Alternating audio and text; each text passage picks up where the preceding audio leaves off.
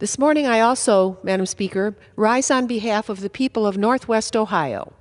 We face an economic reality that many across our country are experiencing. Prices are on the rise. Trade wars cause more inflation.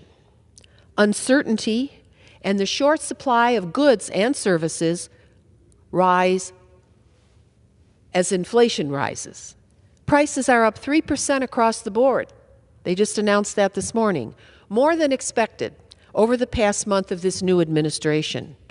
Too many families are overwhelmed with the cost of living, and every day people are having to face really hard choices between paying for groceries or rent, between medicine or a tank of gas. Do you just fill it halfway? And the latest curse, rising property taxes.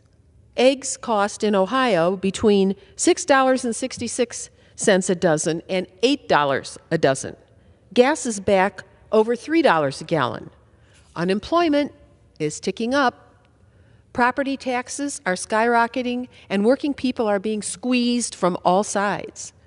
They don't have a lot of time to think about politics. President Biden was able, with Democrats here in the House, to allow a few prescription drug prices to be lowered. But it's no secret, the majority of families struggle to pay for medicine when they need it. Meanwhile, major pharmacy chains like Rite Aid are shutting down their doors, leaving entire communities with no pharmacy. Why are there no hearings on that here in Congress? Where are people supposed to go to fill their prescriptions? People aren't just feeling economic pressure, they're being crushed by it. Rents keep rising. This forces families and seniors to downsize or leave communities they've called home for decades. Consumer credit card fraud is on the rise, bilking people who are already stretched thin. When families have no room left in their budgets, far too many gamble on their futures, making desperate choices just to get by.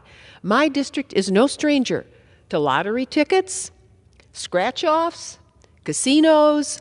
The wheels just turn faster, people taking chances, and in the last election, that's exactly what they did. They gambled. Many didn't vote. They voted not because they support radical extremism, but because they want to get ahead, and they want this Congress and the new president to help them do that. I hear them. We all should. But the reality is that prices are going up. The Consumer Price Index just rose over the past month with 3% unexpected inflation. Prices are up for eggs, as I've said, 53%. Look at what's happening with the price of higher education, unaffordable now to the majority.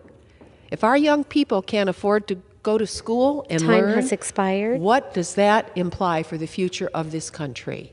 I yield back. Thank you very much, Madam Speaker.